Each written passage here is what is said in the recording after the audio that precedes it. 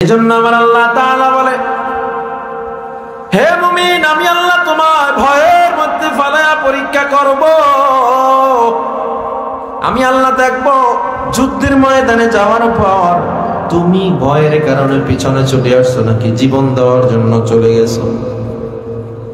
আল্লাহর নবী সাল্লাল্লাহু আলাইহি ওয়াসাল্লাম যুদ্ধের ময়দানে রওনা দিবে। উহুদের যুদ্ধ বড় এক যুদ্ধ। প্রথমবার নবীজি সাল্লাল্লাহু আলাইহি ওয়াসাল্লাম এই উহুদের যুদ্ধের আগেও একটা যুদ্ধে রওনার সময় দেখে লাইনে একটা বাচ্চা দাঁড়ায় রয়েছে। আল্লাহর নবী সাল্লাল্লাহু আলাইহি ওয়াসাল্লাম বলে, ও বাবা, তুমি কেন লাইনে দাঁড়াইছো? বয়স কত? কয় 10 বছর। কয় বছর? লাইনে কেন দাঁড়াইছো? কয় যুদ্ধের ময়দানে যাব, শহীদ হব। মায়ার নবী ডাক দিয়া কয়, বাবা, তোমার এখনো বয়স হয় নাই, বাড়ি যাও, মায়ের কোলে যাও, আমি নবী বলবো। বাচ্চাটা মন খারাপ করে বাড়ি চলে গেল। আবার দ্বিতীয় দফা আবার আমার নবী যখন উহুদের যুদ্ধের জন্য সাহাবায়ে কেরামকে দাঁড় করাইলেন, কারা কারা আজকে যুদ্ধের ময়দানে যাবে নবী নির্ধারণ শুরু করে দিলেন। আজ ওই ছোট বাচ্চাটা লাইনে দাঁড়াইছে, একজন একজন করে নবী আমার যুদ্ধের ময়দানে সাহাবায়ে কেরাম নির্ধারণ করতেছে। হঠাৎ করে মায়ার নবী দেখি হযরত আলীর পাশে দাঁড়ায়া ছোট সেই বাচ্চাটা চোখের পানি ছেড়ে কান্না করতেছে। মায়ার নবী ডাক দিয়া কয়, বাবা কেন কাঁদো? ছোট বাচ্চাটা কয়, ও নবী, আমাকে আগের বার ফিরাইয়া দিয়েছিলেন, আমি আজকে মায়ের থেকে বিদায় নিয়ে আসছি, আজকে আর আমারে ফিরাইয়া দিয়েন না। আমার নবী চোখের পানি দেখে ডাক দিয়া কয়, বাবা তোমার নাম কি? আমার নাম রাফি ইবনে খাদিজ। আমার নবী ডাক দিয়া কয়, বাবা তোমার চোখের পানি মিথ্যা বলে না, তোমার ইমানের পাওয়ার আমাকে মুগ্ধ করেছে। চলো আজকে উহুদের যুদ্ধের সৈনিক হিসেবে আমি তোমার নামটাও লিখে দিলাম। প্রত্যেক সাহাবীর জন্য ঘোড়া প্রস্তুত। ছোট রাফিকে যখন আমার নবী নিযুক্ত করলেন, আল্লাহ নবী সাল্লাল্লাহু আলাইহি ওয়াসাল্লামের সিদ্ধান্ত দেখে সাহাবায়ে কেরাম কিছুটা অবাক হলেন। যেই রাফির শরীরের সাইজ তরবারির চেয়েও ছোট, যেই রাফি যুদ্ধের ময়দানে ঢাল ধরতে পারবে না, তরবারি নাড়াতে পারবে না, এই রাফিকে আমার নবী যুদ্ধের ময়দানে নেওয়ার জন্য চিন্তা করতেছে কেমনে সম্ভব। হে মুসলমান ইমানদার, যুদ্ধের ময়দানে যখন চলে যায় উহুদের দক্ষিণ প্রান্তে মুসলমান তাঁবু গাড়ল। প্রত্যেক যুদ্ধের একটা নিয়ম, দুই দল থেকে সবচেয়ে বড় পাহালওয়ান দুইজন সবার আগে নেমে যায়। আস্তে আস্তে দুইজন দুইজন করে যুদ্ধ শুরু হয়। এরপরে ওতপ্রোতভাবে সবাই যুদ্ধ করে। মুসলমানদের পক্ষে সবসময় হযরত আলী, আবু বকর, ওসমান, আমিরে হামজা, তালহা, এইরকম বলো বলো জলিল কদর সাহাবা, এরা যুদ্ধের ময়দানে সবার আগে নেমে যাইতেন। নবীজি যখন ডাক দিতেন, কে সবার আগে যাইবা, যিনি সবার আগে হাত উঠাইতো আমার নবী তাকে যুদ্ধের ময়দানে সবার আগে পাঠায় দিতেন। দেখা যায় প্রতিযোগিতার মধ্যে হযরত ওমর, আলী, আবু বকর, ওসমান, আমিরে হামজা, তালহা, মুগীরা এরা ছিলেন সবচেয়ে সামনের কাতারে। আব্দুল্লাহ ইবনে রাওয়াহা, যায়েদ এরা ছিল সবার আগে সব সময়। উহুদের ময়দানের কিনারায় আমার নবী যখন ডাক দেয়, কে আছো যুদ্ধের ময়দানে যাইবা, ছোট্ট বাচ্চাটা সবার আগে লাফ দিয়া দাঁড়ায় যায়, ও নবী আমার, আমি সবার আগে যুদ্ধের ময়দানে নেমে যাব। আল্লাহু আকবার বলেন। আল্লাহর নবী চোখের পানি ছেড়ে কান্না করে দেয়, আর ডাক দিয়া কয়, ওমর তাকায় দেখো, ইমানদার হওয়ার জন্য বৃদ্ধ হওয়া লাগে না। এই বাচ্চাটারে আমি এমনি এমনি আনি না,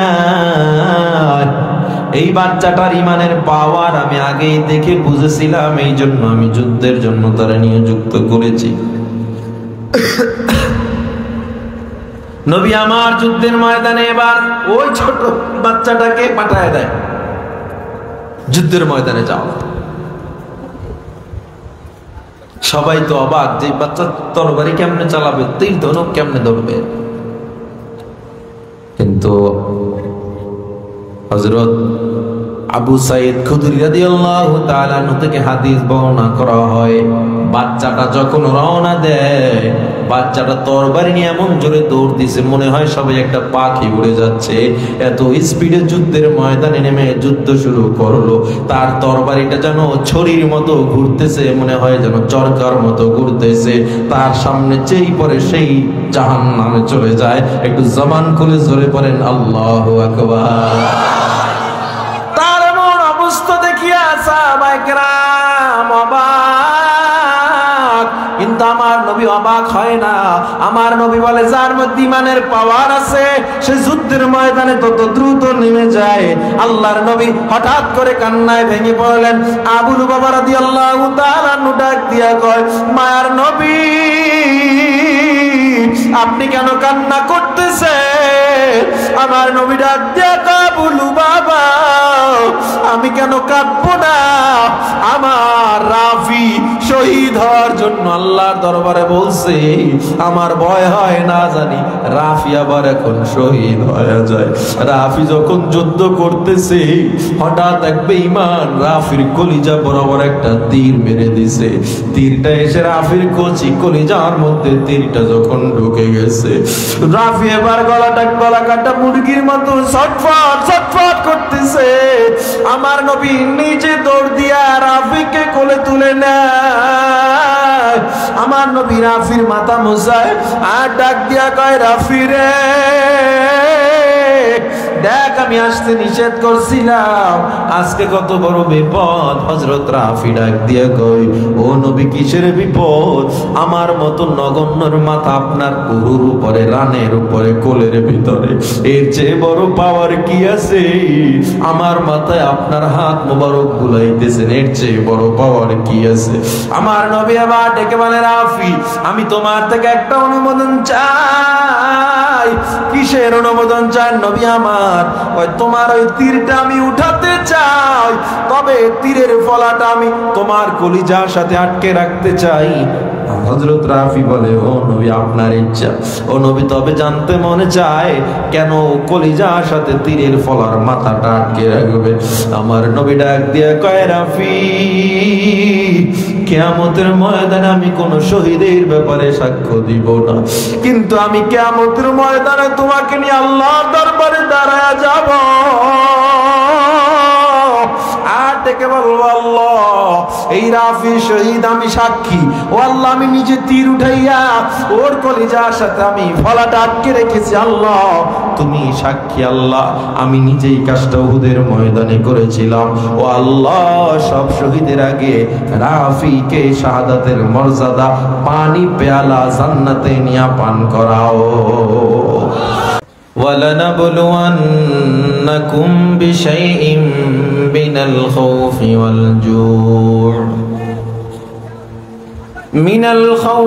وَالْجُوعِ وَنَقْصٍ مِّنَ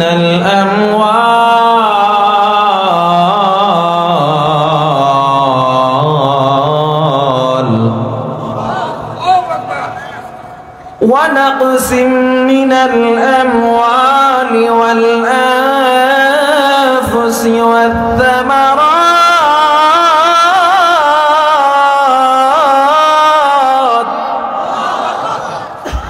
আল্লাহ বলে, বান্দা আমি আল্লাহ তোমায় অবশ্যই পরীক্ষা করব। কি দিয়া পরীক্ষা করব? বলে, বিশাইইম মিনাল খাউফ, ভয়ের মধ্যে ফলে আমি আল্লাহ পরীক্ষা করব। ওয়াল জু, আমি আল্লাহ তোমায় ক্ষুধা দিয়া পরীক্ষা করব।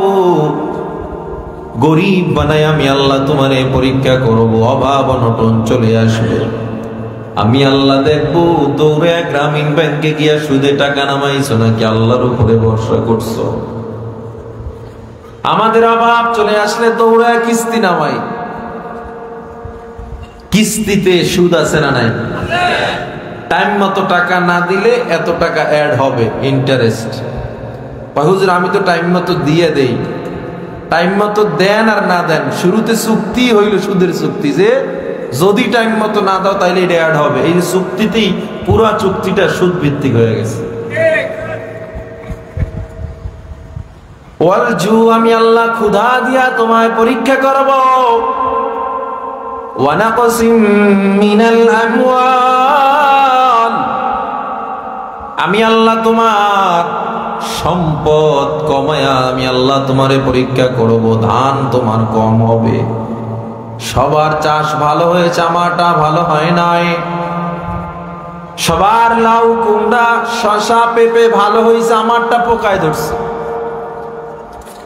আল্লাহ বলে, আমি আল্লাহ যাকে বেশি বিপদ দেই মনে করবা তাকে আমি বেশি ভালোবাসতেছি।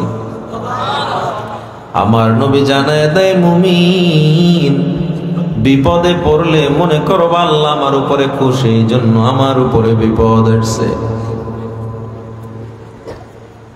আল্লামা কারি তৈয়ব সাহেব রহমাতুল্লাহি আলাইহি নুজহাতুল মাজালিস কিতাবে উল্লেখ করা হয়, ওই বাইজিদ বুস্তামি রহমাতুল্লাহ আলাইহির যুগের এক আল্লাহর গোলাম বিবিকে এত ভালোবাসে। একদিন বিবি প্রশ্ন করে, স্বামী আমার, তুমি আমাকে কতটুকু ভালোবাসো? স্বামী ডাক দিয়া কয়, ওই পূর্ণিমার চাঁদের চেয়েও তোমাকে আমি বেশি মূল্যবান মনে করি। বিবি বলে, আমি যদি বলি পূর্ণিমার চাঁদটা আমাকে এনে দাও, তুমি এনে দিবা? বলে, হ্যাঁ এনে দিব। পারবে না জানে, তবে মোহাব্বতের পাওয়ার অনেক বেশি। বিবি বলে, তাইলে তুমি আমি যা বলবো তাই করবা? স্বামী বলে, হ্যাঁ তাই করবো। তাইলে আমার তালাক দাও। এটা হইল? স্বামী বলে, এটা কেমন কথা বিবি আমার, আমি তোমাকে এত ভালোবাসি, তোমাকে আমি কেন তালাক দিব? আমার জিন্দেগি শেষ হয়ে গেল, এটা সম্ভব না, তোমারে আমি তালাক দিতে পারবো না। বিবি বলে, তুমি আমারে যদি ভালোবেসেই থাকো আমাকে তালাক দাও, নাইলে আমি তোমার সংসার করব না। তালাক না দিলে আমি নিজে নিজে চলে যাব।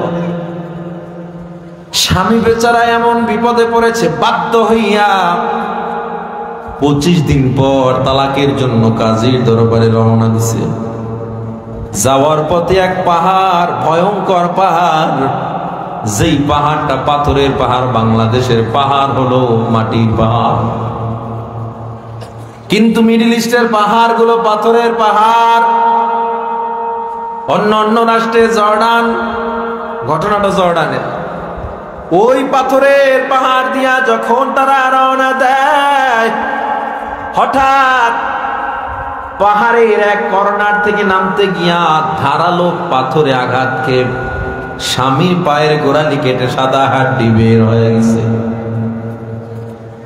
স্ত্রী নিজের শাড়ি চিরে স্বামীর পাও বাঁধে আর চোখের পানি ছেড়ে শুধু শুকুর আদায় করে, শুকুর আদায় করে। স্বামী আবার ডাক দিয়া কয়, বিবি আমার বিপদে তুমি আলহামদুলিল্লাহ বলতেছো? এক তো তালাক নিচের পর বিপদে আলহামদুলিল্লাহ। বিবি এবার ডাক দিয়া কয়, স্বামী আগে ঘরে চলো, এরপরে তোমাকে বলবো আমি কেন আলহামদুলিল্লাহ পড়ছি। ঘরে গিয়া 2 রাকাত নামাজ আদায় করে বিবি ডাক দিয়া কয়, স্বামী আমি তোমার সংসার করার জীবনে কোনোদিন আল্লাহ আমাদের বিপদ দেয় নাই, অথচ আল্লাহ বলছে মুমিনদের ঘরে যদি বিপদ না থাকে আল্লাহ মুমিনদেরকে নাকি ভালোই বাসেন না। রাইসুল মুফাসসিরিন ইবনে মাসউদ রাদিয়াল্লাহু তাআলা জানায় দেয়, মুমিনরা যদি পেরেশানিতে না থাকে তাইলে মনে করো বা মুমিন তোমার ঈমানে ঘাটতি আছে। ও স্বামী আমার, আমাদের এতদিন কোনো বিপদ ছিল না, আজ তালাক নেওয়ার জন্য যখন রওনা দেই পাহাড়ের পাথরে আঘাত খেয়ে আল্লাহ আমাদের বিপদ দিয়েছে, তার মানে আল্লাহ আমাদের ভালোবাসা শুরু করেছে। এতদিন মনে করেছিলাম আল্লাহ আমারে ভালোবাসে না, আমাদের সংসারে কোনো বরকত নাই, কোনো আল্লাহর পক্ষ থেকে রহমত নাই, আল্লাহ আমাদের ভালোবাসে না, এই জন্য আমি তোমার থেকে তালাক নিতে চাইছিলাম। কিন্তু পাহাড়ে যাওয়ার সময় যখন দেখলাম পায়ের গোড়ালিটা কেটে সাদা হাড্ডি বের হয়ে গেছে, আমি মনে করলাম এই কেবলমাত্র আল্লাহ আমাদেরকে মোহাব্বত করা শুরু করেছে। সুবহানাল্লাহ, সুবহানাল্লাহ। औलियारा कार अक़बा इख्तियार जाहिलारा कार दुनिया इख्तियार मैले मोमेन सोए मोमेन मिशावद मैले काफिर सोए काफिर मिशावद एक ज़माना सोहबते बा औलिया बेहतर सद साले ताअत बेरिया। আল্লাহ তাআলা বলে আমি তোমায় পরীক্ষা করব ক্ষুধার মধ্যে ফালাইয়া বিপদের মধ্যে ফালাইয়া। সন্তান যদি বিপদে পড়ে বাবাই কান্না করে মা কান্না করে আর আল্লাহ কি আর কারো সন্তান দেখলো না আমারটাই পানিতে পড়া লাগলো বলে না সিলেটের মানুষ বলে না আল্লাহ কি আর কারো দোকান দেখে না আমারটাই কেন আগুনে পড়লো আমারটাই কেন আগুনে পড়লো। এমন লোক আপনাদের এই ভদ্র খোলায় নাই আসেনি? আল্লাহ কি আর কারো ধান দেখে না সবাইটা ভালো হইছে আমারটা হয় নাই এটা বলে মন খারাপ করে মুসলমান?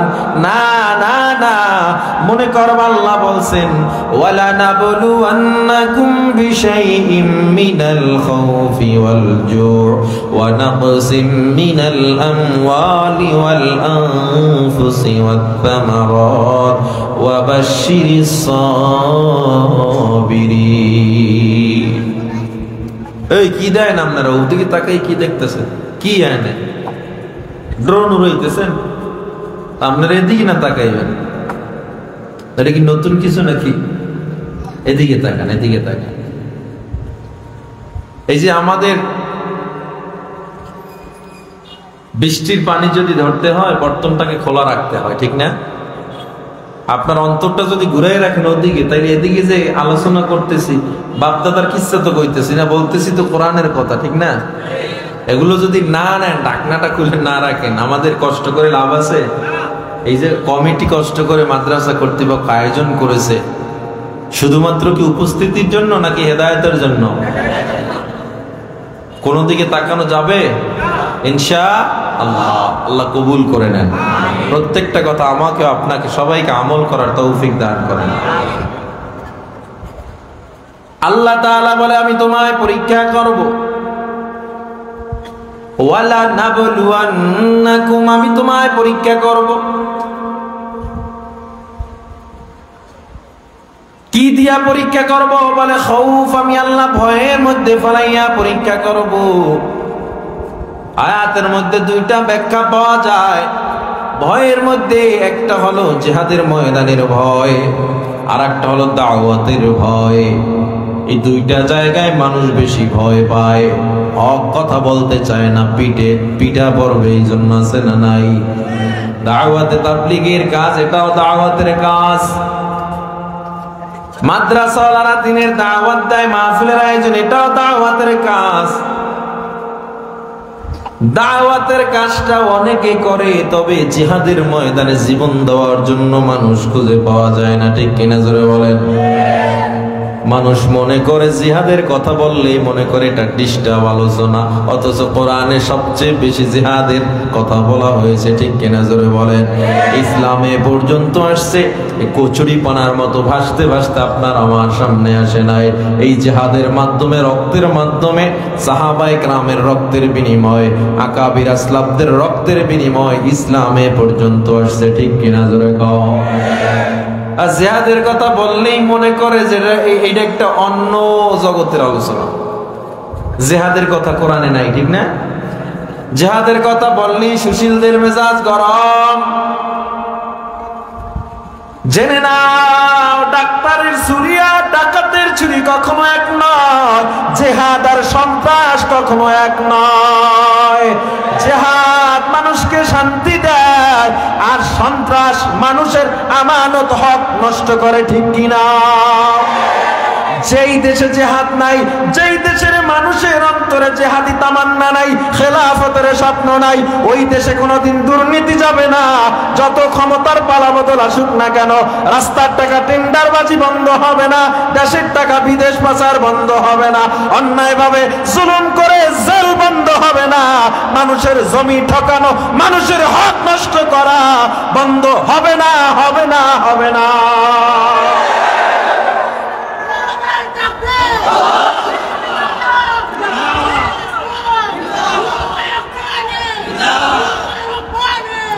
হে মুসলমান ইমানদার, জিহাদকে মানুষ বোঝা মনে করে, অথচ আল্লাহর নবীজি সাল্লাল্লাহু আলাইহি ওয়াসাল্লাম সশরীরে 27টা যুদ্ধে নিজে উপস্থিত হয়ে যুদ্ধ করেছেন, ঠিক না?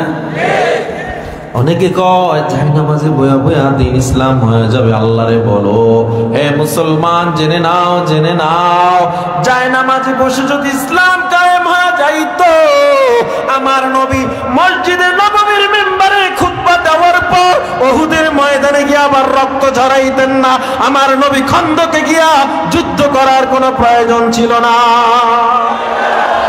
এর দ্বারা প্রমাণ হয় মিম্বারের কাজ মিম্বারে করতে হয়, ঘরের কাজ জায়নামাজের কাজ জায়নামাজে করতে হয়, আর জিহাদের ময়দানের কাজ ময়দানে গিয়া সশরীরেই করতে হয়।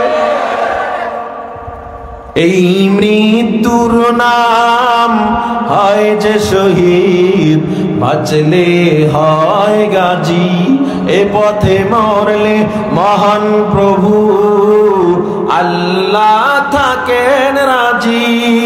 এই জীবনের বিনিময়ে জান্নাত ক্রয় করে নাও, যদি জীবনটা বিলাতে চাও, যদি রক্ত ঝরাতে চাও, দিনের পথে খোদার রাহে জীবনকে বিলিয়ে দাও, যদি জীবনটা বিলাতে চাও, যদি রক্ত ঝরাতে চাও।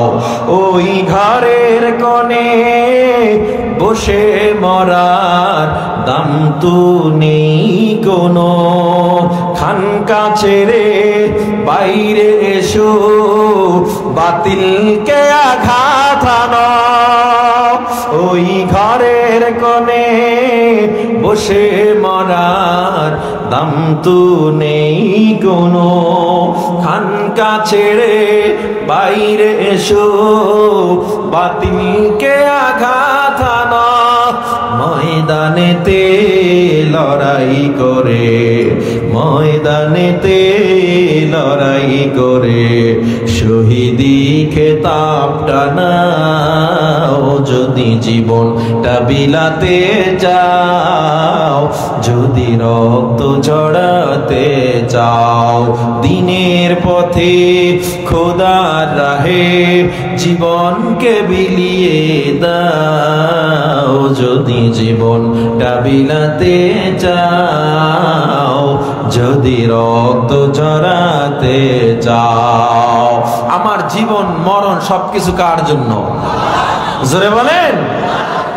সুতরাং বোঝা যায় জিহাদ আর সন্ত্রাস এক নয়।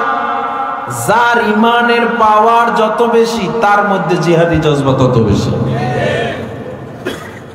বেঈমানরা আমার নবীর গালি দেয়, ঘরে বসে থাকে, অন্তরে লাগে না, মনে করবেন ইমানের পাওয়ার এখনো লুজ হয়ে গেছে। এজন্য শুরুতে একটা হাদিস তেলাওয়াত করেছি, লা ইউমিনু আহাদুকুম হাত্তা আকুনা আহাব্বা ইলাইহি মিন ওয়ালিদিহি ওয়া ওয়ালাদিহি ওয়ান নাসি আজমাইন।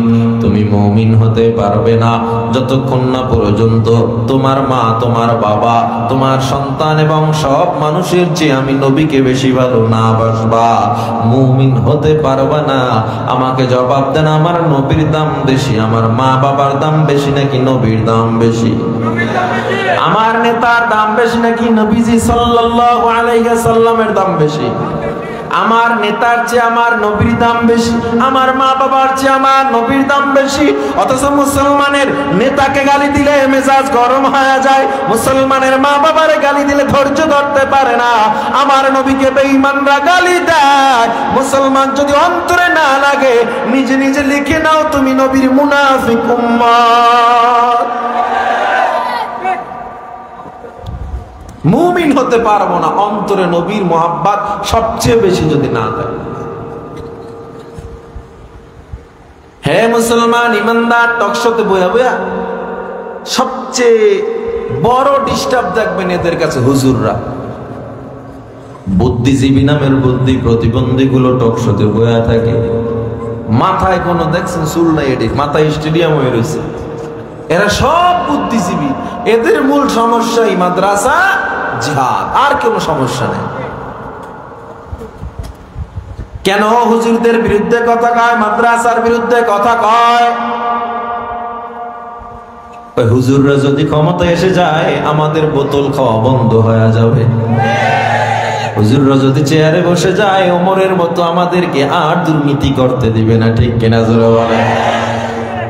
কারণ আমরা তো সেই ওমরের জাত, যেই হযরত ওমর শুধুমাত্র 56,000 বর্গ মাইলের বাংলাদেশ শাসন করে নাই, অর্ধ পৃথিবী শাসন করেছে ওমর।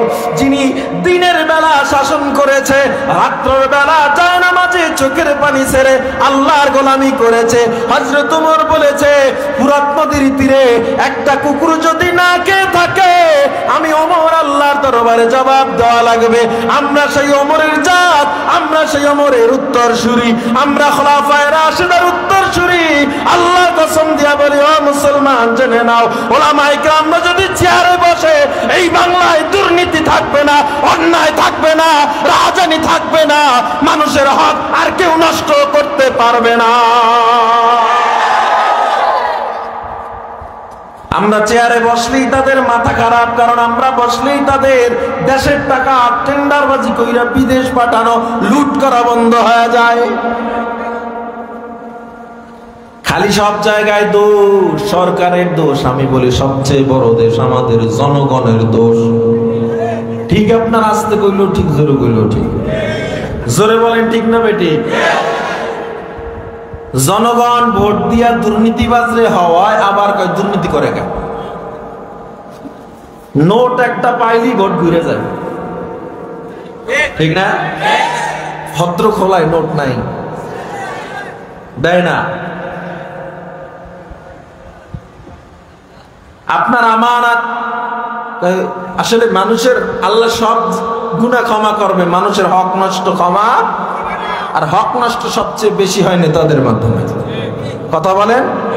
জনগণের চাল ডাল টাকা, ব্রিজের টাকা, রাস্তার টাকা চুরি করে জনগণের হক মাইরা দেয়। আর আমরা যদি হক নিয়ে কথা না বলি বলবে কারা? আর এগুলো মানুষের হক, মানুষের হক, হুকুকুল ইবাদ, এগুলো নিয়ে যদি কথা না বলি, ওলামায়ে কেরাম না বলবে, বলবে কারা? আমরা বলি কই হুজুর রাজনীতির আলোচনা করে। এটা রাজনীতির আলোচনা? সুলাইমান নবীর পুরো জীবনটাই তো রাজনীতি জীবন।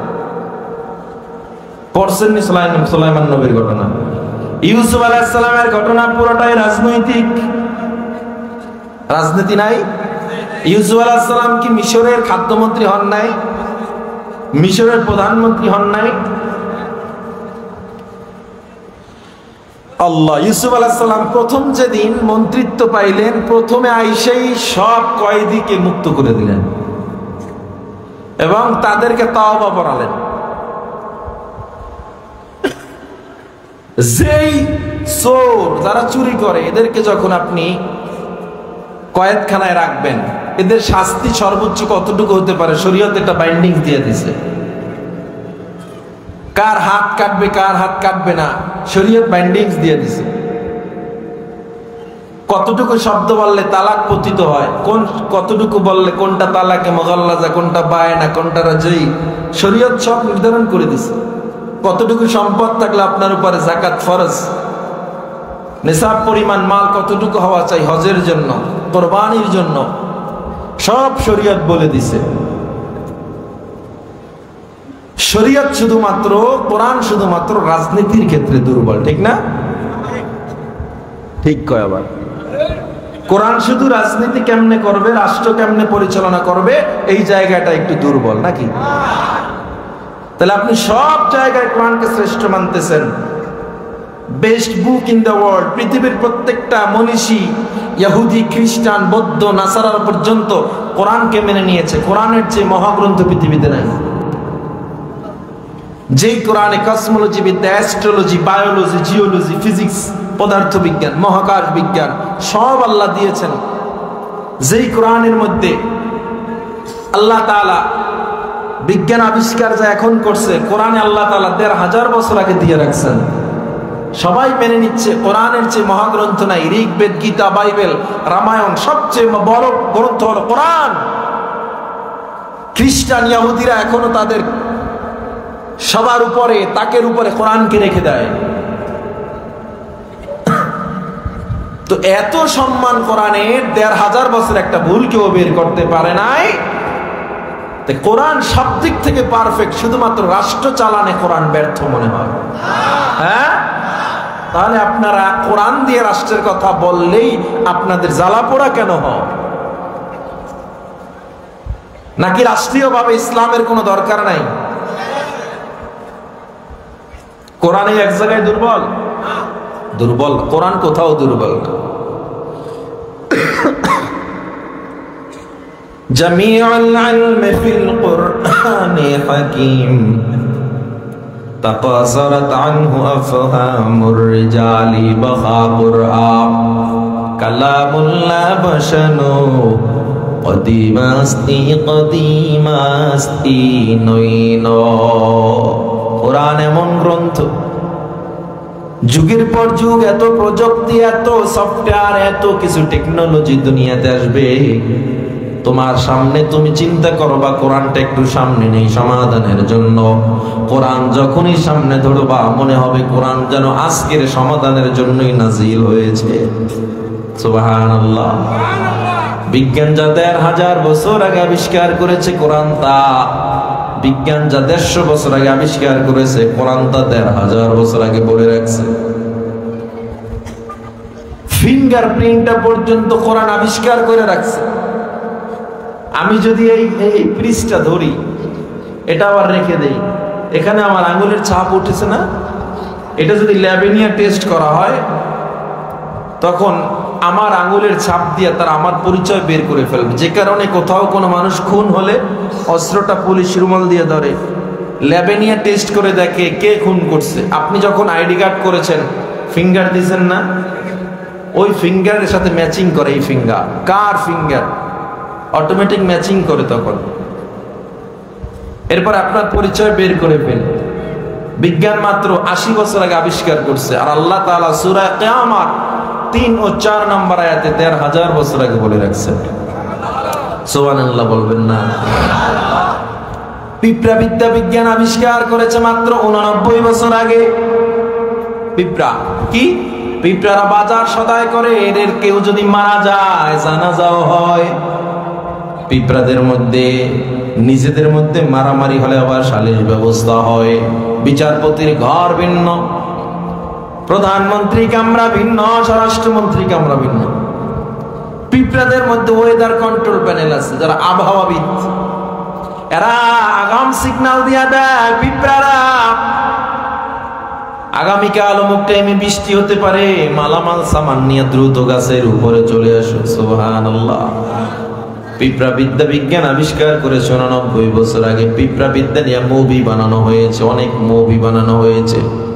আর আল্লাহ তাআলা সূরা নমলের ১৭ এবং ১৮ নম্বর আয়াতে ১৫০০ বছর আগে পিঁপড়া বিদ্যার কথা বলে দিয়েছে। বিজ্ঞান বলে চাঁদের নিজের কোনো আলো নাই। এই যে রাত্রবেলা চাঁদ আলোকিত করে গোটা দুনিয়া, কই পায় আলো? দিনে সূর্যের থেকে ধার কইরা রাখে, রিজার্ভ করে রাখে দিনে, এরপরে রাত্রে আলো দেয়। এই বিজ্ঞান মাত্র ২০০ বছর আগে আবিষ্কার করেছে। আর আমার আল্লাহ তাআলা সূরা ফুরকানের ৬১ নম্বর আয়াতে ১৩০০০ বছর আগে আবিষ্কার করে রেখেছে। সুবহানাল্লাহ। পকেটে থাকে। তাবারাকা الذي جعل في السماء بروجا وجعل فيها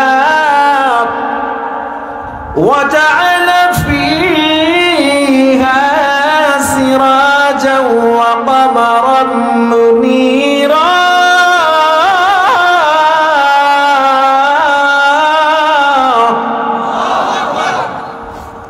আল্লাহ তাআলা বিজ্ঞান আবিষ্কার করেছে চন্দ্র এবং সূর্যের কক্ষপথ একটার পথে আরেকটা যায় না।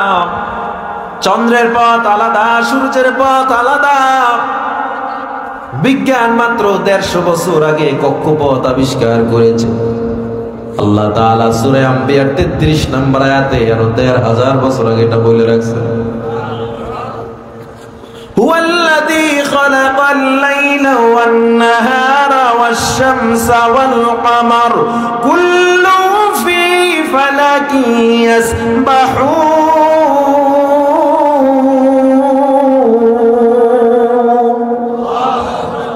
যার যার পথে সে চলতেছে। চিকিৎসা বিজ্ঞান বলে কেউ যদি হার্টকে ভালো রাখতে চাও, খবরদার, হার্টকে ভালো রাখতে চাও বাম কাত হয়ে ঘুমাও না, ডান কাত হয়ে ঘুমাও। আর পয়গম্বরে আরবি সাল্লাল্লাহু আলাইহি ওয়াসাল্লাম ১৫০০ বছর আগে বলে ডান কাত হয়ে শোয়া সুন্নত। চিকিৎসা বিজ্ঞান বলে যদি পাকস্থলী ভালো রাখতে চাও মদ পান করবা না। ইসলাম ১৫০০ বছর আগে বলে মদ পান হারাম। চিকিৎসা বিজ্ঞান বলে লিভার ভালো রাখতে চাও শুকরের গোশত খায়ও না। ইসলাম ১৫০০ বছর আগে বলে শুকরের গোশত হারাম। একটু জোরে জোরে কোন আল্লাহু আকবার। আমার আলোচ্য বিষয় কোরআন এবং সায়েন্স না, শুধুমাত্র আমি টাচ দিয়ে গেলাম। ও যুবক, এই কোরআন এমন কোন জ্ঞান নাই কোরআনে আল্লাহ দেয় নাই, এমন কোন জ্ঞান নাই কোরআনে আল্লাহ রাখেন নাই। তাইলে আমাকে বলেন, যারা মাদ্রাসায় পড়ে এই কোরআন পড়ে তাদের মনে হয় জ্ঞান নাই? আছে না নাই? এজন্য যারা টক শোতে বয়া বয়া মাদ্রাসার বিরুদ্ধে কথা কয়, কোরআনের বিরুদ্ধে কথা কয়, আমরা বলি ওদের জ্ঞান যেখান থেকে শুরু শেষ হয়, ওলামায়ে কেরামের জ্ঞান সেখান থেকে শুরু হয়। এটা আমাদের কোনো বাহাদুরি নেই, এটা কোরআনের বরকত। কিসের বরকত? ও মুসলমান, এজন্য বলি আল্লাহ সব জ্ঞান কোরআনে দিয়েছে, রাষ্ট্র চালানোর জ্ঞান দেয় না। এই চিন্তা যে করবেন, কুফরি করবেন ডাইরেক্ট। কি করবে এটা? এজন্য আমার আল্লাহ তাআলা বলে, হে মুমিন, আমি আল্লাহ তোমার ভয়ের মধ্যে ফেলায়া পরীক্ষা করব। আমি আল্লাহ দেখব যুদ্ধের ময়দানে যাওয়ার পর তুমি ভয়ের কারণে পিছনে চলে আসছো নাকি জীবন দেওয়ার জন্য চলে গেছো। আল্লাহর নবী সাল্লাল্লাহু আলাইহি ওয়াসাল্লাম যুদ্ধের ময়দানে রওনা দিবে। উহুদের যুদ্ধ বড় এক যুদ্ধ। প্রথমবার নবীজি সাল্লাল্লাহু আলাইহি ওয়াসাল্লাম এই উহুদের যুদ্ধের আগেও একটা যুদ্ধে রওনার সময় দেখে লাইনে একটা বাচ্চা দাঁড়ায় রয়েছে। আল্লাহর নবী সাল্লাল্লাহু আলাইহি ওয়াসাল্লাম বলে, ও বাবা, তুমি কেন লাইনে দাঁড়াইছো? বয়স কত? কয় ১০ বছর। কয় বছর? লাইনে কেন দাঁড়াইছো? কয় যুদ্ধের ময়দানে যাব, শহীদ হব। মায়ার নবী ডাক দিয়া কয়, বাবা, তোমার এখনো বয়স হয় নাই, বাড়ি যাও, মায়ের কোলে যাও, আমি নবী বলবো। বাচ্চাটা মন খারাপ করে বাড়ি চলে গেল। আবার দ্বিতীয় দফা আবার আমার নবী যখন উহুদের যুদ্ধের জন্য সাহাবায়ে কেরামকে দাঁড় করাইলেন, কারা কারা আজকে যুদ্ধের ময়দানে যাবে নবী নির্ধারণ শুরু করে দিলেন। আজ ওই ছোট বাচ্চাটা লাইনে দাঁড়াইছে, একজন একজন করে নবী আমার যুদ্ধের ময়দানে সাহাবায়ে কেরাম নির্ধারণ করতেছে। হঠাৎ করে মায়ার নবী দেখি হযরত আলীর পাশে দাঁড়ায়া ছোট সেই বাচ্চাটা চোখের পানি ছেড়ে কান্না করতেছে। মায়ার নবী ডাক দিয়া কয়, বাবা কেন কাঁদো? ছোট বাচ্চাটা কয়, ও নবী, আমাকে আগের বার ফিরাইয়া দিয়েছিলেন, আমি আজকে মায়ের থেকে বিদায় নিয়ে আসছি, আজকে আর আমারে ফিরাইয়া দিয়েন না। আমার নবী চোখের পানি দেখে ডাক দিয়া কয়, বাবা তোমার নাম কি? আমার নাম রাফি ইবনে খাদিজ। আমার নবী ডাক দিয়া কয়, বাবা তোমার চোখের পানি মিথ্যা বলে না, তোমার ইমানের পাওয়ার আমাকে মুগ্ধ করেছে। চলো আজকে উহুদের যুদ্ধের সৈনিক হিসেবে আমি তোমার নামটাও লিখে দিলাম। প্রত্যেক সাহাবীর জন্য ঘোড়া প্রস্তুত। ছোট রাফিকে যখন আমার নবী নিযুক্ত করলেন, আল্লাহ নবী সাল্লাল্লাহু আলাইহি সাল্লামের সিদ্ধান্ত থেকে সাহাবায়ে কেরাম কিছুটা অবাক হলেন। যেই রাফির শরীরের সাইজ তরবারির চেয়েও ছোট, যেই রাফি যুদ্ধের ময়দানে ঢাল ধরতে পারবে না, তরবারি নাড়াতে পারবে না, এই রাফিকে আমার নবী যুদ্ধের ময়দানে নেওয়ার জন্য চিন্তা করতেছে কেমনে সম্ভব। হে মুসলমান ইমানদার, যুদ্ধের ময়দানে যখন চলে যায় উহুদের দক্ষিণ প্রান্তে মুসলমান তাঁবু গাড়লো। প্রত্যেক যুদ্ধের একটা নিয়ম, দুই দল থেকে সবচেয়ে বড় পাহালওয়ান দুইজন সবার আগে নেমে যায়। আস্তে আস্তে দুইজন দুইজন করে যুদ্ধ শুরু হয়। এরপরে ওতপ্রোতভাবে সবাই যুদ্ধ করে। মুসলমানদের পক্ষে সবসময় হযরত আলী, আবু বকর, ওসমান, আমিরে হামজা, তালহা, এইরকম বলো বলো জলিল কদর সাহাবা, এরা যুদ্ধের ময়দানে সবার আগে নেমে যাইতেন। নবীজি যখন ডাক দিতেন, কে সবার আগে যাইবা, যিনি সবার আগে হাত উঠাইতো আমার নবী তাকে যুদ্ধের ময়দানে সবার আগে পাঠায় দিতেন। দেখা যায় প্রতিযোগিতার মধ্যে হযরত ওমর, আলী, আবু বকর, ওসমান, আমিরে হামজা, তালহা, মুগীরা এরা ছিলেন সবচেয়ে সামনের কাতারে। আব্দুল্লাহ ইবনে রাওয়াহা, যায়েদ এরা ছিল সবার আগে সব সময়। উহুদের ময়দানের কিনারায় আমার নবী যখন ডাক দেয়, কে আছো যুদ্ধের ময়দানে যাইবা, ছোট্ট বাচ্চাটা সবার আগে লাফ দিয়া দাঁড়ায় যায়, ও নবী আমার, আমি সবার আগে যুদ্ধের ময়দানে নেমে যাব। আল্লাহু আকবার বলেন। আল্লাহর নবী চোখের পানি ছেড়ে কান্না করে দেয়, আর ডাক দিয়া কয়, ওমর তাকায় দেখো, ইমানদার হওয়ার জন্য বৃদ্ধ হওয়া লাগে না। এই বাচ্চাটারে আমি এমনি এমনি আনি না, এই বাচ্চাটার ইমানের পাওয়ার আমি আগেই দেখে বুঝেছিলাম, এই জন্য আমি যুদ্ধের জন্য তারা নিযুক্ত করেছি। নবী আমার যুদ্ধের ময়দানে এবার ওই ছোট বাচ্চাটাকে পাঠায় দেয়, যুদ্ধের ময়দানে যাও। সবাই তো অবাক, যে বাচ্চা তরবারি কেমনে চালাবে, তীর ধনুক কেমনে ধরবে। কিন্তু হযরত আবু সাঈদ খুদরি রাদিয়াল্লাহু তাআলা আনহু থেকে হাদিস বর্ণনা করা হয়, বাচ্চাটা যখন রওনা দেয়, বাচ্চাটা তরবারি নিয়ে এমন জোরে দৌড় দিছে, মনে হয় সবাই একটা পাখি উড়ে যাচ্ছে। এত স্পিডে যুদ্ধের ময়দানে নেমে যুদ্ধ শুরু করলো। তার তরবারিটা যেন ছড়ির মতো ঘুরতেছে, মনে হয় যেন চরকার মতো ঘুরতেছে। তার সামনে যেই পরে সেই জাহান্নামে চলে যায়। একটু জবান খুলে জোরে পড়েন আল্লাহু আকবার। তার এমন অবস্থা দেখিয়া সাহাবায়ে কেরাম অবাক, কিন্তু আমার নবী অবাক হয় না। আমার নবী বলে, যার মধ্যে ইমানের পাওয়ার আছে সে যুদ্ধের ময়দানে তত দ্রুত নেমে যায়। আল্লাহর নবী হঠাৎ করে কান্নায় ভেঙে পড়লেন। আবু লুবাবা রাদিয়াল্লাহু তাআলা আনহু ডাক দিয়া কয়, মায়ার নবী আপনি কেন কান্না করতেছেন? আমার নবী ডাক দিয়া কয়, আবু লুবাবা আমি কেন কাঁদবো না? আমার রাফি শহীদ হওয়ার জন্য আল্লাহর দরবারে বলছে, আমার ভয় হয় না জানি রাফি আবার এখন শহীদ হয়ে যায়। রাফি যখন যুদ্ধ করতেছে, হঠাৎ এক বেঈমান রাফির কলিজা বরাবর একটা তীর মেরে দিছে। তীরটা এসে রাফির কচি কলিজার মধ্যে তীরটা যখন ঢুকে গেছে, রাফি এবার গলা কাটা মুরগির মতো ছটফট ছটফট করতেছে। আমার নবী নিজে দৌড় দিয়া রাফিকে কোলে তুলে নেয়। আমার নবী রাফির মাথা মোছায় আর ডাক দিয়া কয়, রাফি রে দেখ আমি আসতে নিষেধ করছিলাম, আজকে কত বড় বিপদ। হযরত রাফি ডাক দিয়ে কই, ও নবী কিসের বিপদ? আমার মতো নগণ্যর মাথা আপনার উরুর উপরে, রানের উপরে, কোলের ভিতরে, এর চেয়ে বড় পাওয়ার কি আছে? আমার মাথায় আপনার হাত মোবারক বুলাইতেছেন, এর চেয়ে বড় পাওয়ার কি আছে?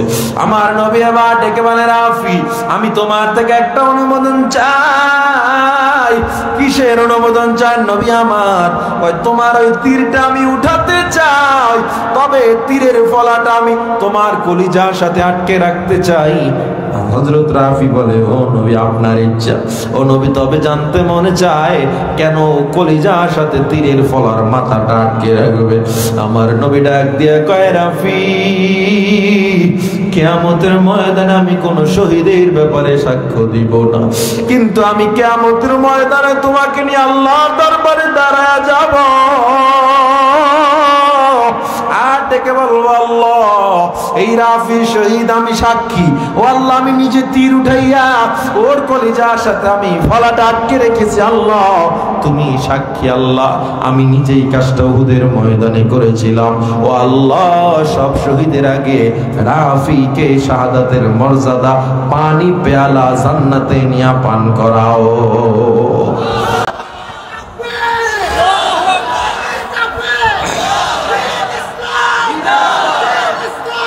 ও মুসলমান ইমানদার, কেমন ঈমান, কেমন আল্লাহর পরীক্ষায় তারা ধৈর্য ধারণ করেছে। আল্লাহ নবীর একজন সাহাবা, কালো, এত কালো, দেখতে অসুন্দর, এত কালো, এত সুন্দর, বয়স মধ্য বয়স হয়ে গেছে। মদিনার কোন থার্ড ক্লাস মেয়েরা পর্যন্ত তাকে পছন্দ করে না। একদিন সাদ রাদিয়াল্লাহু তাআলা নবীর দরবারে এসে কয়, ও পয়গম্বর একটা কথা বলতে চাই, যদি অনুমতি দেন। আমার নবী কয়, কিসের কথা? ও নবী আমার, মদিনার কোন মানুষ আমায় ভালোবাসে না, পছন্দ করে না, আমার থাকার বাড়ি নাই, ঘর নাই, আমি আপনার কাছে একটু জানতে চাই, কেউ যেহেতু আমারে পছন্দ করে না, আল্লাহও মনে হয় আমারে পছন্দ করে না। আমার নবী কয়, না রে সাদ, না না, আল্লাহ কারো চেহারা দেখে ইমানদার নির্ণয় করে না, আমার আল্লাহ দেখে কার অন্তর কত পরিষ্কার, কার আমলে সলের পাওয়ার কত বেশি। হযরত সাদ রাদিয়াল্লাহু তাআলা বলে, ও নবী আমার, তাইলে কি আল্লাহ আমাকে ভালোবাসেন? আমার নবী অবশ্যই ভালোবাসেন, এবং আমি নবী আশা করতেছি তুমিও জান্নাতে যাইবা। আর তুমি বলো মদিনার কোন মেয়ে তোমায় বিয়ে করতে চায় না, মদিনার কোন সুন্দরী তোমার বিবি হতে চায় না, অথচ আমি নবী দেখতেছি মদিনার সর্বশ্রেষ্ঠ সুন্দরী তোমার বিবি হতে যাচ্ছে। সুবহানাল্লাহ বলবেন না? সাহাবায়ে কেরাম কানা ঘুষা করতেছে, মদিনার সর্বশ্রেষ্ঠ সুন্দরী তো দূরের কথা, সবচেয়ে নিকৃষ্ট মেয়েটা সাদকে পছন্দ করতেছে না। থাকার ঘর নাই, বাড়ি নাই, সম্পদ নাই, টাকা নাই, এরে আবার কেমনে বিয়ে করবে? কিন্তু আমার নবীর জবানের মূল্য আছে না নাই?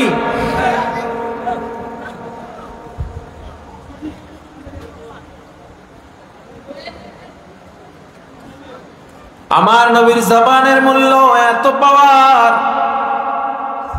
নবীজি আমার ডাক দিয়ে কয়, সাহাবায়ে কেরাম আমায় বলো মদিনার সবচেয়ে বড় পাওয়ারফুল নেতা এবং সম্পদশালী কে আছে, যার মেয়ে সবচেয়ে সুন্দর? সাহাবায়ে কেরাম এক কথায় উত্তর দিলেন, আব্দুল্লাহ ইবনুল ওয়াহাব। ওর মেয়ের চেয়ে সুন্দরী কেউ নাই, আর ইবনুল ওয়াহাবের চেয়ে বড় ধনীও কেউ নাই মদিনায়। নবীজি আমার একটা চিঠি লিখলেন, সাদ নিয়ে যাও। ইবনুল ওয়াহাব বরাবর সাদ চিঠি নিয়ে রওনা দিলেন। সাদ জানে এটা সম্ভব না, বামুন হয়ে চাঁদ ধরা যেমন অসম্ভব, আমি সাদ হয়ে ইবনুল ওয়াহাবের মেয়ে পাওয়া তেমন অসম্ভব। কিন্তু আল্লাহ নবীজি সাল্লাল্লাহু আলাইহি ওয়াসাল্লামের আদেশ মানতে হবে। ইবনুল ওয়াহাবের কাছে গিয়ে চিঠিটা দিলেন, পয়গম্বর আপনার কাছে চিঠিটা পাঠাইছেন। ইবনুল ওয়াহাব চিঠিটা পড়ে বলে, ছেলেটাকে? বলে আমি। ইবনুল ওয়াহাব ডেকে বলে, ও সাদ, আমি নবীকে অনেক ভালোবাসি, তবে আমাকে একটা জবাব দাও। তোমার মেয়েকে তুমি এমন ছেলের কাছে কি বিয়া দিবা যার বয়স নাই, চেহারা নাই, টাকার জায়গা নাই?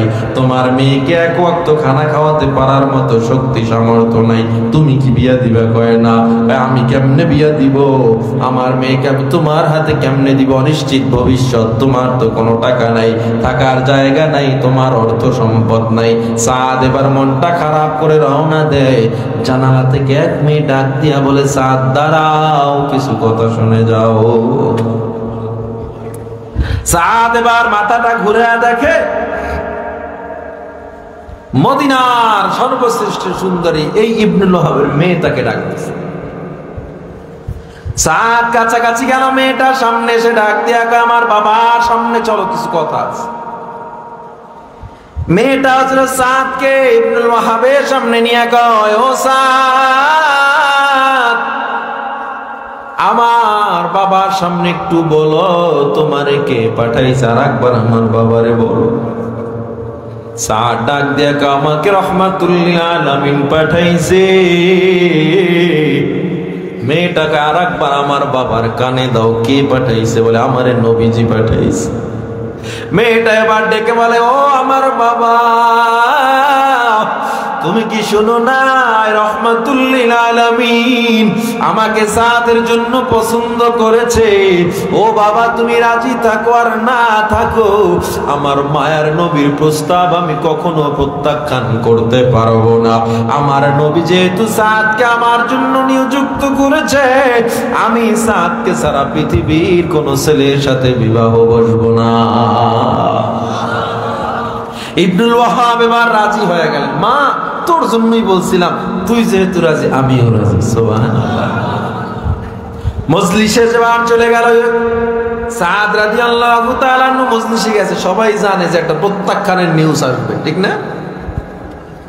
মজলিসে যাওয়ার পর আমিরে হামজা রাদিয়াল্লাহু আনহু, নবীজির চাচা, উনি প্রথমে প্রশ্ন করলেন, সাদ সুলাইম, কি খবর? কি খবর আমাদেরকে বলো, প্রত্যাখ্যান হইছো না? এভাবেই জিজ্ঞেস করছে। ইবনুল ওয়াহাব তো দেওয়ার কথা না। সাদ রাদিয়াল্লাহু তাআলা আনহু ডেকে বলে, চাচা, আপনার ভাতিজার জবান কি এত ঠুনকো নাকি যে প্রত্যাখ্যান হবে? আপনার ভাতিজাকে আল্লাহ রহমাতুল্লিল আলামিন করে বানাইছেন। আলহামদুলিল্লাহ, ইবনুল ওয়াহাব রাজি হয়েছে, তার মেয়েও রাজি হয়ে গেছে।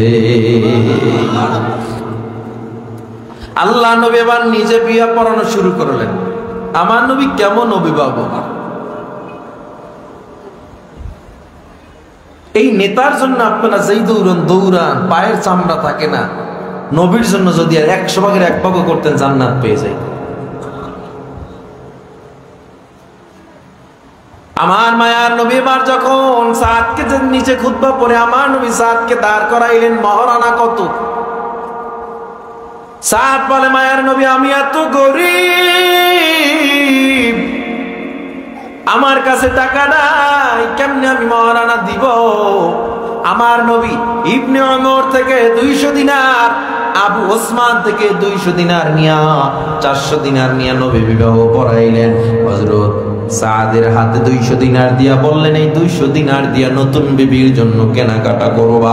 আর 200 দিনার দিয়া বললেন, এই 200 দিনার দিয়া তোমার বিবির মহারানা আদায় করবা।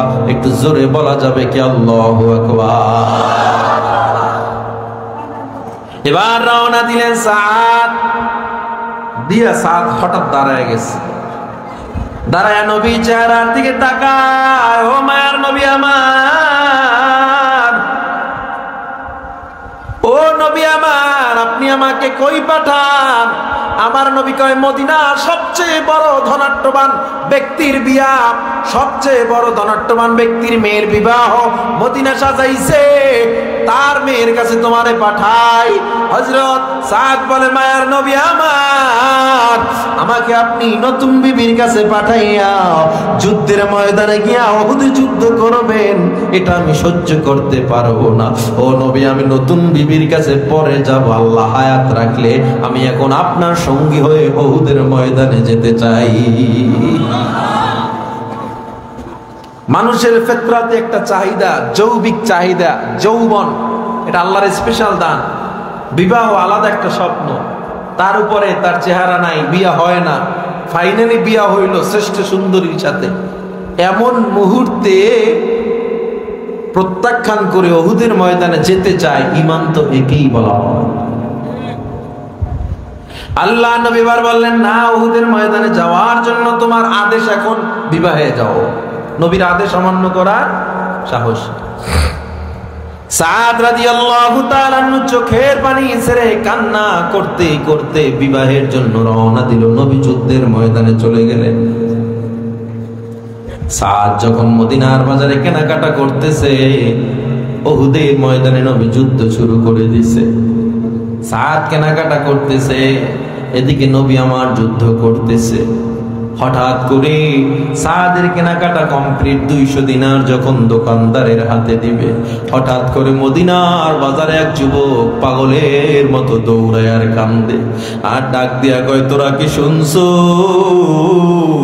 আমাদের মায়ার নবীর নাকি দাঁত ভেঙে উহুদের ময়দানে শহীদ হয়ে গেছে। তোরা কি শুনছো? আমার নবী নাকি উহুদের ময়দানে রক্তাক্ত হয়ে বেহুশ হয়ে পড়ে রইছে। সাদ আর টাকাগুলো দেয় না। সাদ এবার ডাক দিয়া কয়, ও দোকানওয়ালা ভাই, টাকাগুলো আমি তোমার দিতে পারবো না, মালগুলো ফেরত দাও। আমি আর আমার নতুন বিবির কাছে যেতে পারবো না, আমার আল্লাহর নবী নাকি রক্তাক্ত। কথা বইলা সাদ একটা ঘোড়া কিনলো আর একটা তরবারি কিনলো। চেহারায় কালো কাপড় পেঁচায় নিল। কেন? চেহারায় কালো কাপড় পেঁচায় নিলে উহুদের ময়দানে নবী যদি জীবিত থাকে আমারে দেখলেও আর চিনতে পারবে না। আমি নবীর পাশে থেকে যুদ্ধ শেষ করে আসবো। জোরে জোরে কোন আল্লাহু আকবার। এবার যুদ্ধের ময়দানে সাদ রওনা দেয় দুর্দান্ত গতিতে, দুর্বার গতিতে। যুদ্ধের ময়দানে যখন রওনা দেয়, উহুদের যুদ্ধের ময়দানে নেমে গেলেন সাদ। যুদ্ধের ময়দানে নামার পর তার তরবারির পাওয়ার মনে হয় যেন তরবারিতে আগুন লেগে গেছে। যুদ্ধ করতেছে, যুদ্ধ করতেছে। এদিকে নবী আমার রক্তাক্ত দেখে হযরত ওমর, আবু বকর, ওসমান, আলী সবাই দৌড়ে এসে নবীরে জড়ায়া ধরছে। আমার নবীর হেলমেট ভেঙে নবীর কপালে লোহার কড়া ঢুকে পড়ছে। আমার নবীর দাঁত ভেঙে শহীদ হয়ে গেছে। নবী রক্তাক্ত হয়ে চেহারাটা লাল হয়ে ভিজে গেছে। আমার নবীর চোখের রক্তগুলো হযরত ওমর সরায়, আবু বকর সরায়। হযরত আবু বকর হঠাৎ করে নবীর লোহার কড়াটা দাঁত দিয়ে টান দিবে। হযরত ওমর কসম দিয়া বললেন, ও আবু বকর, এই ভালো কাজটা আমায় করতে দাও, তুমি করিও না। হযরত ওমর নিজের দাঁত দিয়া যখন টান দিল, টান দেওয়ার সাথে সাথে ওমরের দুইটা কাঁচা দাঁত ভেঙে জমিনে পড়ে গেল। আমার আল্লাহর নবী চোখ মেলে তাকায় বলে, ওমর, তোমার কি কষ্ট হয় না? রক্তাক্ত তুমি। হযরত ওমর কয়, মায়ের নবী এটা কি বললেন? আমার কেন কষ্ট হবে? আমার কেন কষ্ট হবে? আমার এই কষ্ট কষ্টই না, আপনার রক্ত ঝরতেছে, আমার মতো 100 ওমরের কোনো মূল্য নাই। ও নবী, আমার একটাই আফসোস, লিআন্না লি নাফসান ওয়াহিদা, আল্লাহ আমাকে একটা জীবন দিছে, এটাই আমার বড় আফসোস। আজকে যদি আমার 100 জীবন থাকতো, প্রত্যেকটা জীবন আপনার সেভ করার জন্য আমি কোরবানি করে দিতাম। নবী আমার অর্ডার করে দিলেন, সবাই যাও, যুদ্ধের ময়দানে যাও। কেউ যেতে চায় না। নবী কসম দিয়া বললেন, আল্লাহ, আল্লাহর কসম, বিয়াদিহি নাফসি, যে আল্লাহর হাতে আমার জান, সবাই জলদি ময়দানে নেমে যাও। কসম শুনে সবাই ময়দানে চলে গেল। নবী আমার উঁচু জায়গায় বসে একটা পাথরে হেলান দিলেন। আজও উহুদের ময়দানে সেই পাথরটা রয়ে গেছে। হে মুসলমান, আমার নবী হেলান দিয়ে তাকায় দেখে চেহারায় কালো কাপড় বেঁধে একজন সাহাবী যুদ্ধের ময়দানে দুর্দান্ত গতিতে যুদ্ধ করতেছে।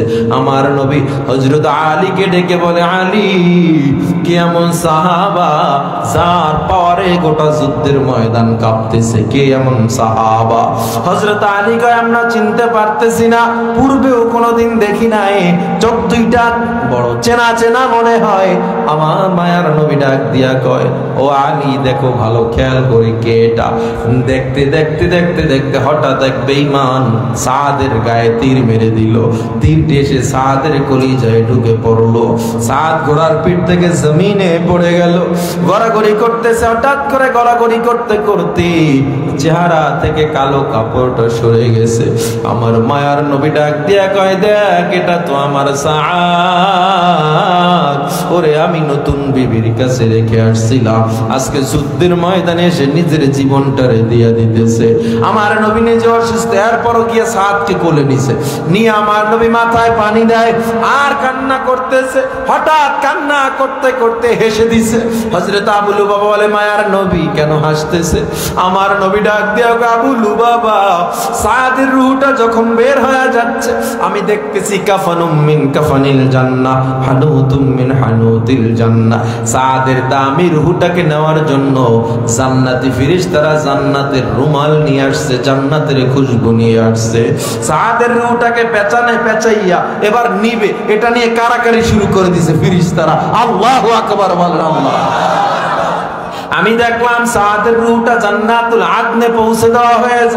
এই সাদকে পাওয়ার জন্য জান্নাতের হুরগুলো এত জোরে দৌড়ায়, এত জোরে দৌড়ায় যে টাকনুর কাপড়গুলো হাঁটুর উপরে উঠে যাচ্ছে। এই কথা বলে আমার নবী মাথাটা ঘুরায় নিলেন। ও মুসলমান, একটা জিনিস প্রমাণ হয়ে গেল, ইমানদারের কাছে বিবিও মুখ্য বিষয় না, ইমানদারের কাছে বিবাহ মুখ্য না, ইমানদারের কাছে জীবনটাও মুখ্য না। ইমানদারের কাছে মুখ্য হলো আল্লাহর রেজামন্দি, রাসূলের রেজামন্দি, ঠিক কিনা? সুতরাং আল্লাহ আমাদেরকে যত বড় পরীক্ষা করুক, যত বড় বিপদে ফেলাক, ভরসা থাকবে কার উপরে? আমার বিবি বেজার হয় হোক, আমার মা বাবা বেজার হয় হোক, আল্লাহকে বেজার করা যাবে না, আল্লাহর পরীক্ষায় ফেল করা যাবে না। আমার আল্লাহ কয়, তুই গান সিনেমা দেখলে আমি আল্লাহ বেজার হই, সন্তান দেখলে রাজি খুশি হয়। এখানে আল্লাহর পরীক্ষা, তুই কারে খুশি করবি? আমাকে খুশি করবি নাকি সন্তান বিবিরে খুশি করবি? হে মুসলমান ইমানদার, এজন্য আল্লাহ বলেন, আমি তোমারে ক্ষুধার মধ্যে ফলাইয়া, ভয়ের মধ্যে ফলাইয়া, যুদ্ধের ময়দানে ফলাইয়া পরীক্ষা করব। আমি তোমাকে অঢেল অঢেল সম্পত্তি দিয়াও পরীক্ষা করব, যেমন গরিব বানাইয়াও পরীক্ষা করব।